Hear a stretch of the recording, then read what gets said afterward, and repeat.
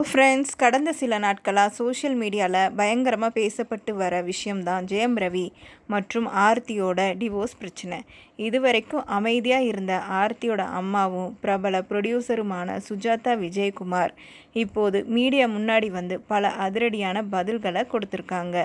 ஜெயம் ரவியை நாங்கள் பிளாக்மெயில் பண்ணி கல்யாணம் பண்ண வச்சோமா, அவர் சம்பாதிச்ச காசை நாங்கள் அபகரிச்சிட்டோமா, இப்படி ஜெயம் ரவி வச்ச அத்தனை குற்றச்சாட்டுகளுக்கும் ஆதாரத்தோட பதில் சொல்லியிருக்காங்க. அது மட்டும் இல்லாமல் 16 வயசு பேர குழந்தைங்களை நினச்சி அவங்க மேடையிலேயே ரொம்ப வருத்தப்பட்டாங்க. சுஜாதா விஜயகுமார் பேசின அந்த பரபரப்பான விஷயத்தை பற்றி தான் இந்த வீடியோவில் நாம் பார்க்க போகிறோம். ஸ்கிப் பண்ணாமல் முழுசாக பாருங்கள். சுஜாதா விஜயகுமார் என்ன சொன்னாங்கன்னா, இது ஒரு துக்க நிகழ்ச்சிக்கு வந்த இடம், இங்கே என் சொந்த விஷயத்தை பேச விரும்பலை, ஆனால் காலையில் நடந்த விஷயங்கள் ரொம்ப வருத்தமாக இருந்தது அப்படின்னு ஆரம்பித்தாங்க.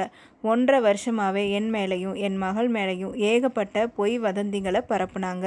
ஆனால் உண்மை ஒரு நாள் ஜெயிக்கும்னு நான் அமைதியாக இருந்தேன்னு சொன்னாங்க. அது மட்டும் இல்லாமல் இந்த கேஸ் இப்போ கோர்ட்டில் இருக்கதால் சட்டப்படி இதை பற்றி நான் அதிகமாக பேசக்கூடாது, அதனால தான் நாங்கள் மௌனமாக இருக்கோம்.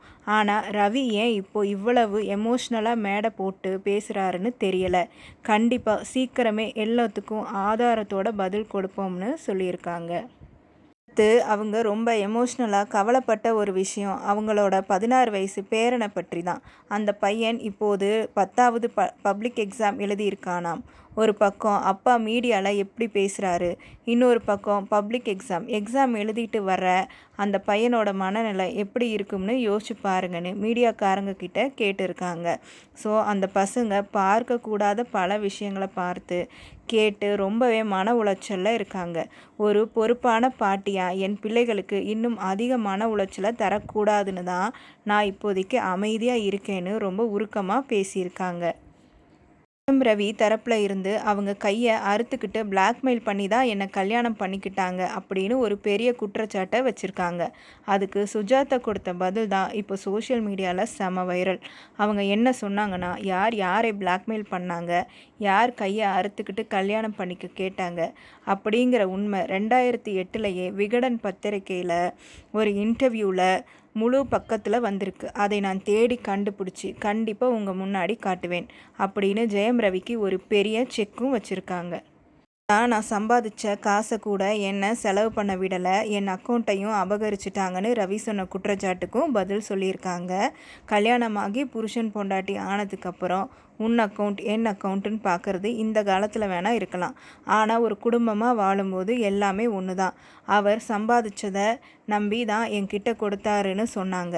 அது மட்டும் இல்லாமல் ரவி தான் என் மருத்துவ செலவுக்கு மாதம் 20,000 ரூபாய் தராருன்னு சொல்கிறாங்க.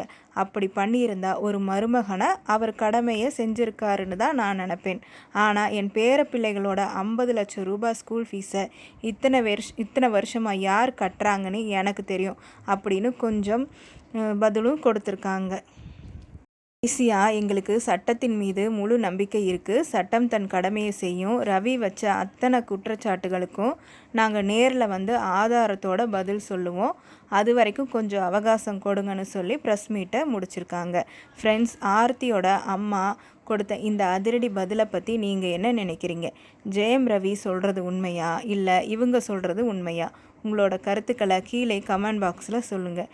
இந்த வீடியோ பிடிச்சிருந்தா லைக் பண்ணுங்கள், ஷேர் பண்ணுங்கள், மறக்காமல் நம்ம சேனலையும் சப்ஸ்கிரைப் பண்ணுங்கள். அடுத்த வீடியோவில் பார்க்கலாம். நன்றி.